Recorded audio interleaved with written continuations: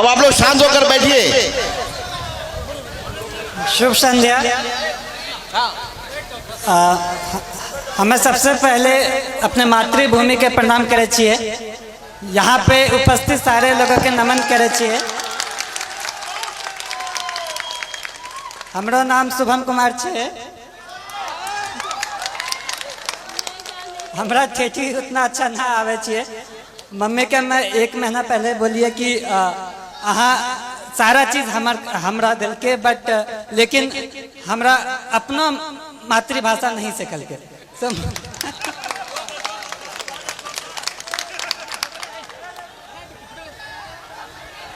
आप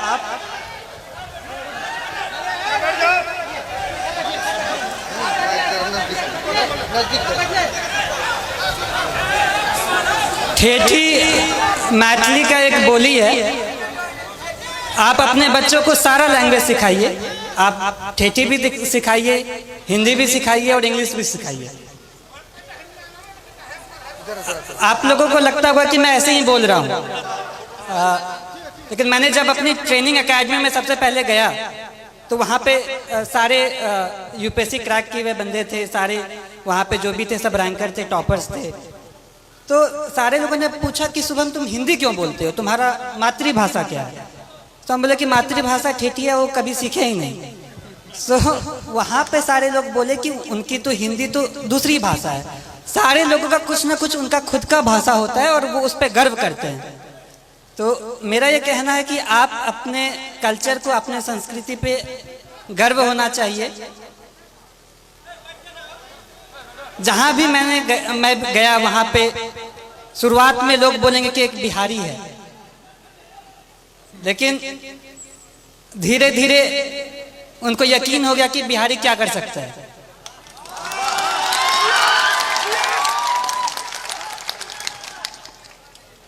वो बोला कि बिहारी ऐसे बोलता है। बोला गुजराती भी तो अपना अलग भाषा बोलता है। कभी साउथ वाले लोगों को देखा कैसे हिंदी बोलते हैं। मेरा ये कहना है कि अपने पे आपको कॉन्फिडेंस होना चाहिए, आत्मविश्वास होना चाहिए, अपने पे गर्व होना चाहिए। जब आप अपने को जान पाएंगे तो ही आप अच्छे से अपने लाइफ में कुछ कर सकते हैं, क्योंकि फिर आप अपना 100% देंगे। मैं जो भी हूँ वो मैं अपने परिवार वालों की वजह से हूँ। मेरे परिवार में पापा मम्मी, चाचा चाची, दीदी, भाई बहन, सबका महत्व है। मैं कहीं पे भी गया, हर दिन मम्मी पापा से, हर दिन अपने परिवार वालों से बात किया। तो ये कहने के लिए एक छोटा सा बात है, लेकिन जब आप अपने लोगों के पास रहते हो और उनका फुल सपोर्ट आप पे होता है, तो मुझे ये लगा कि अगर मैं एग्ज़ाम नहीं भी क्वालिफाई कर पाऊँ, फिर भी मेरे परिवार मेरा हमेशा साथ देगा। कभी भी ऐसे पापा नहीं बोले कि ये एग्ज़ाम नहीं क्वालिफाई करोगे तो क्या होगा, वैसा कुछ नहीं। तो ये बहुत बड़ा रोल प्ले किया मेरे सक्सेस में। एग्ज़ाम के हर घड़ी में, हर स्टेज पे मैं ये बोला कि पापा इतना मुश्किल है, मुझसे नहीं हो पाएगा।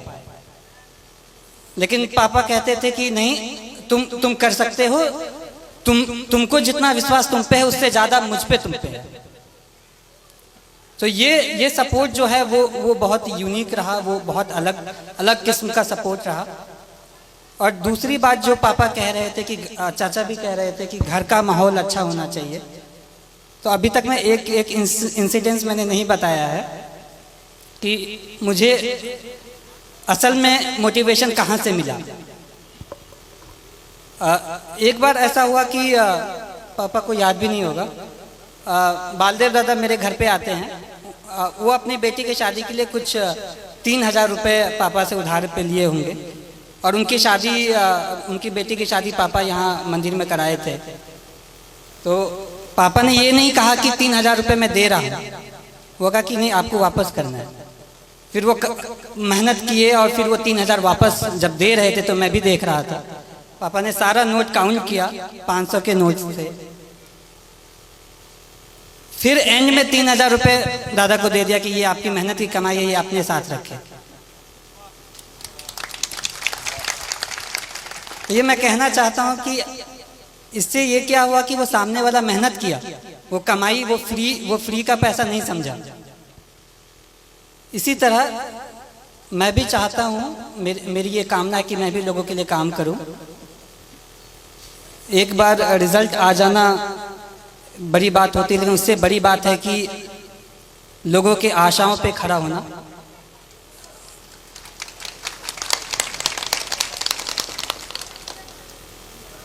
मैं भगवान से प्रार्थना करता हूँ कि मुझे इतनी शक्ति दे कि मैं हर लोगों की आशाओं पे खड़ा उतरूँ।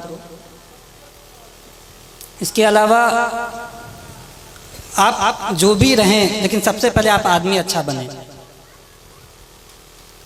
लोगों ने कहा कि तुम्हारा लक बहुत अच्छा है, एग्ज़ाम क्वालिफाई हो जाता है, अच्छे कर लेते हो, लेकिन मैं ये कहना चाहता हूँ कि आपका लक तभी साथ देगा जब आप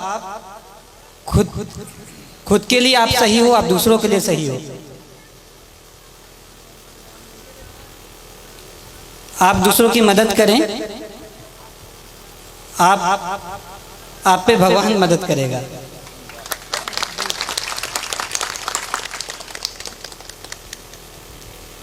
छात्रों के लिए मैं ये कहना चाहता हूँ कि जैसे बचपन में मुझे लोग कुछ कहते थे कि बहुत जिद्दी है, मैं अब कहता हूँ कि जिद्दी है तो ठीक है, मैं ये करूँगा, मैं करके दिखाऊंगा। ये जिद भी बहुत अच्छी चीज़ है।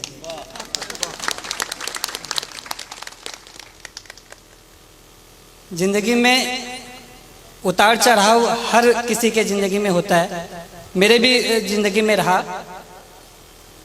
जब विद्या विहार में क्लास 6 में गया तो 110 लोगों में मेरा स्थान जो होता था वो 40-50 के आसपास होता था,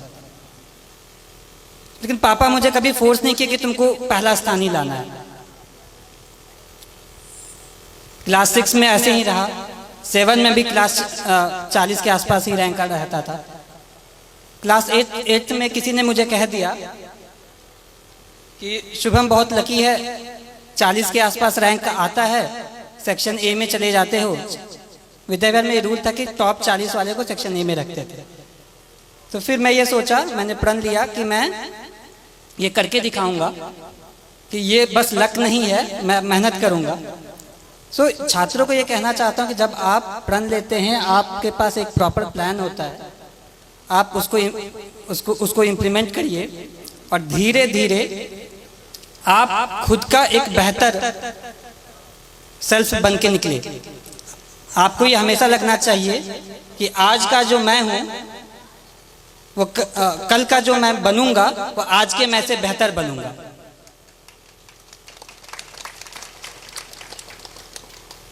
जिंदगी बहुत चीज़ सिखाती है, संघर्ष बहुत चीज़ सिखाता है, और लाइफ के हर फेज में हमारी कोशिश ये रहती है कि मैं अपना एक बेटर सेल्फ बनूं, मैं इससे भी और अच्छा बनूं, और मेरा भी यही रहेगा।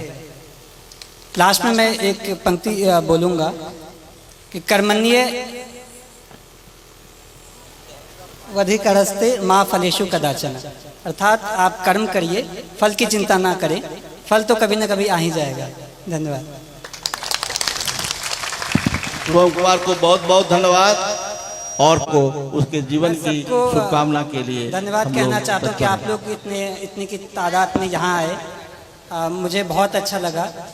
एंड इतने सारे लोग इतनी अच्छी बातें कही। मैं ये विश्वास दिलाना चाहता हूँ कि आप लोगों ने जैसा भी सोचा होगा उस पर मैं खरा उतरने की कोशिश करूँगा। धन्यवाद।